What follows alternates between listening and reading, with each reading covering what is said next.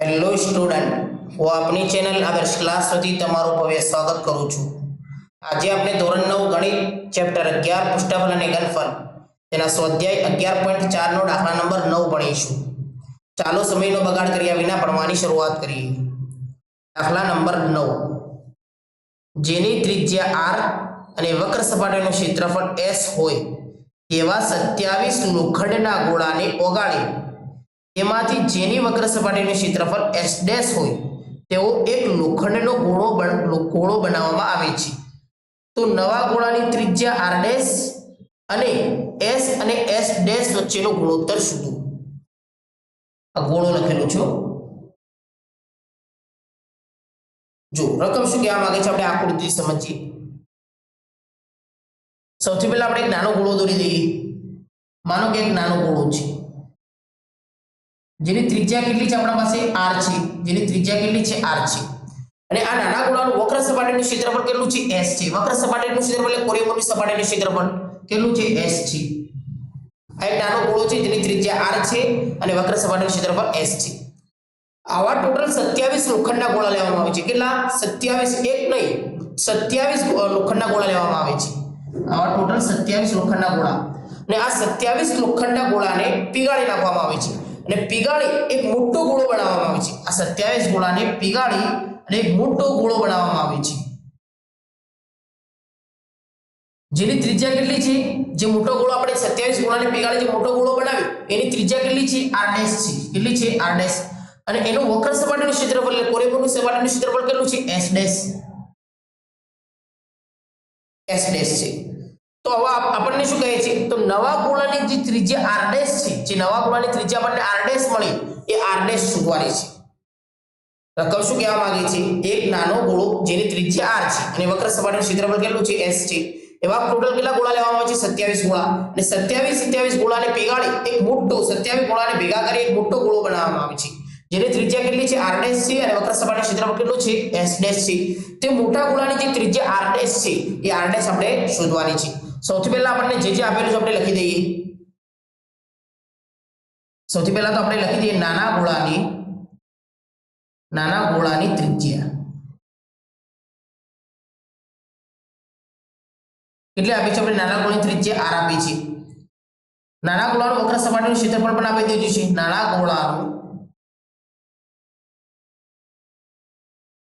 વક્ર સપાટીનું ક્ષેત્રફળ કેટલું આપ્યું છે આપણને? વક્ર સપાટી કોરીઓની સપાટીનું ક્ષેત્રફળ s।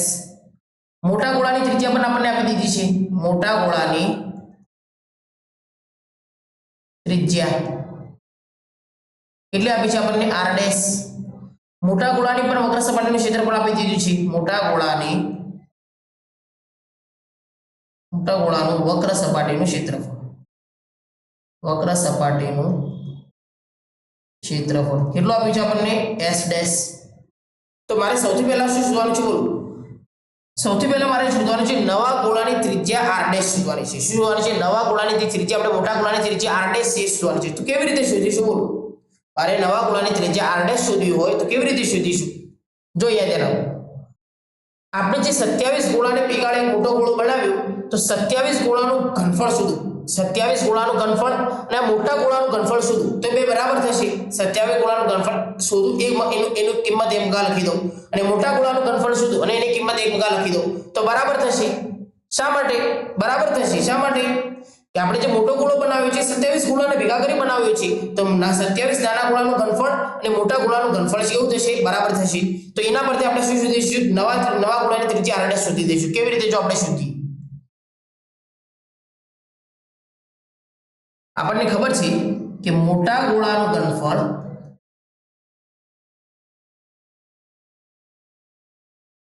અને 27 ગુણ્યા એટલે નાના ગોળાના ઘનફળ એક નાના ગોળાનું ઘનફળ શોધીને ગુણ્યા 27 કરી નાખીશું। 27 કરી નાખશો તો આપણે 27 ગોળાનું ઘનફળ મળી જશે।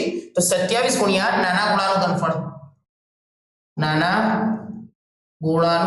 ઘનફળ એટલે 27 નાના ગોળાનું ઘનફળ એ કેવું થશે? બરાબર થશે। શા માટે કે મોટો ગોળો જે બનાવવામાં આવ્યો છે એ 27 નાના ગોળાની પીગાળી બનાવવામાં આવ્યો છે એટલે બેવનું ઘનફળ કેવું થશે? બરાબર થશે। મોટા ગોળાનું ઘનફળ શોધવાનું સૂત્ર શું છે બોલો? ગોળાનું ઘનફળ શોધવાનું સૂત્ર શું છે આપણને ખબર છે 4/3 પાઈ r નો ઘન. તો આપણે કિંમત મૂકી દઈએ 4/3 પાઈ r. પણ r કેવું લેશું? મોટા ગોળાની ત્રિજ્યા આપણને કેટલી આપી છે? r dash. તો r ડેશ નો ઘન, r ડેશ નો ઘન ને 27 ગુણ્યા નાના ગોળાનું ઘનફળનું સૂત્ર શું છે? એ સૂત્ર ગોળાનું ઘનફળનું સૂત્ર એ જ 4/3 પાઈ r નો ઘન. r ડેશ નો ઘન નહીં આવે અહીંયા. શેનો ઘન આવશે? r નો ઘન. શા માટે? કે નાના ગોળાની ત્રિજ્યા કેટલી લીધી છે આપણે? r લીધી છે, તો r નો ઘન. હવે જો કટ થતી આપણે કટ કરી નાખી. 4/3 આમગાથી કટ, 4/3 આમગાથી કટ થઈ જાય. બે મગા સેમ કિંમત છે તો કટ થઈ જશે. શા માટે? કે બરાબરના આમગા લાવશું તો કટ થઈ જશે.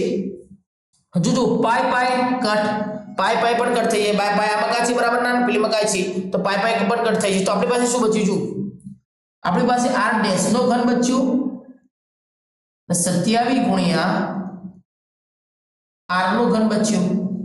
હવે જો r ડેશ નો ઘન તો એમને લખી દો, r ડેશ નો ઘન તો એમને લખી દો. હવે 27 ને ભેગા કરી નાખો. હું 27 ની જગ્યા પર 3 r નો ઘન લખી શકું.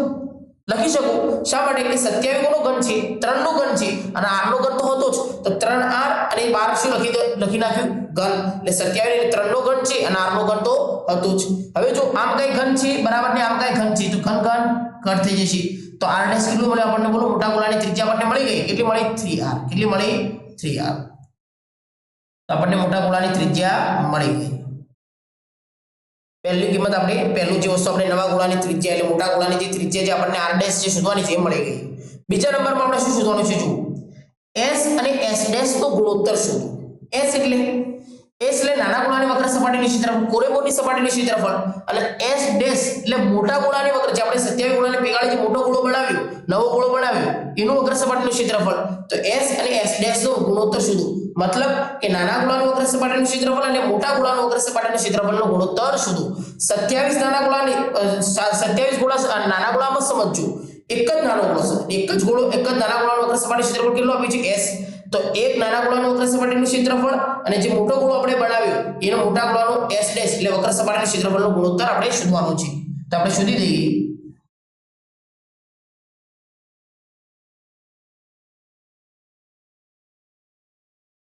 s અને s ડેશ નો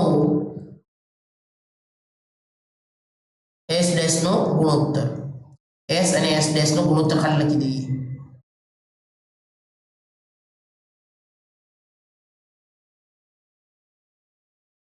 ગુણોત્તર s અને s ડેશ નો ગુણોત્તર મતલબ નાના ગોળાનું વક્ર સપાટીનું ક્ષેત્રફળ અને મોટા ગોળાનું વક્ર સપાટીનું ક્ષેત્રફળનો ગુણોત્તર. તો નાના ગોળાનું વક્ર સપાટીનું ક્ષેત્રફળનું સૂત્ર શું છે આપણને ખબર છે? શું છે? ગોળાનું વક્ર સપાટીનું ક્ષેત્રફળનું સૂત્ર શું છે બોલો? 4πr નો વર્ગ. તો 4πr નો વર્ગ ઉપર લખી દઉં. પહેલા s આપ્યો છે એટલે નાના ગોળાનું વક્ર સપાટીનું ક્ષેત્રફળ આપ્યું છે એટલે પહેલા એ ઉપર લગાશે અને s ડેશ એટલે મોટા ગોળાનું વક્ર સપાટીનું ક્ષેત્રફળ. તો એને મોટા ગોળાનું વક્ર સપાટીનું ક્ષેત્રફળ શું છે બોલો? 4π અને મોટા ગોળાની ત્રિજ્યા કેટલી આપી છે? r dash. તો r ડેશ નો વર્ગ, r ડેશ નો વર્ગ. અને ઉપર શા માટે r નો વર્ગ લખ્યો? કે નાના ગોળાની ત્રિજ્યા આપણને કેટલી આપી હતી? r આપી હતી, તો r નો વર્ગ લખ્યો હતો. હવે જે કટ થતું કટ કરી નાખી. 4 4 કટ, પાઈ પાઈ કટ. હવે આપણી પાસે શું બચ્યું બોલો? ઉપર r નો વર્ગ બચ્યું. તો r ગુણ્યા r લખી શકું. r ના વર્ગના જગ્યા પર હું r ગુણ્યા r લખી શકું. હવે જો r ડેશ ની કિંમત તો આપણને ખબર છે. આ પર આપણે શોધી ના i માં કે r ડેશ ની કિંમત કેટલી મળી આપણને? 3r. 3 ગુણ્યા r એટલે 3r મળી. તો હું r ડેશ નો વર્ગ છે તો 3r ગુણ્યા 3r લખી નાખું. શા માટે? r ડેશ નો વર્ગ છે, ત્રિજ્યા બે વાર છે તો 3r ગુણ્યા 3r લગાશે. હવે જો r ગુણ્યા r તો એમને લખી નાખો. 3 ગુણ્યા r 3r. તો એના વચ્ચે કોઈ નિશાની ના આપી હોય તો શેનો સંબંધ ગણાશે? ગુણાકારનો સંબંધ. તો 3r ને હું 3 ગુણ્યા લખી શકું ગુણ્યા 3r ને 3 ગુણ્યા લખી શકું.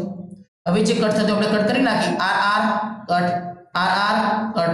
તો ઉપર કઈ ન બચ્યું હોય તો કેટલા બચ્યા બોલો? 1 બચ્યા. અને જે 3 તારી 9. તો આપણને ગુણોત્તર મળી ગયો. કેટલો ગુણોત્તર મળ્યો બોલો? 1/9. તો આઈ હોપ, હું આશા રાખું છું કે તમને દાખલા નંબર 9 સમજાયો હશે. ચાલો આપણે નેક્સ્ટ લેક્ચરમાં મળીએ.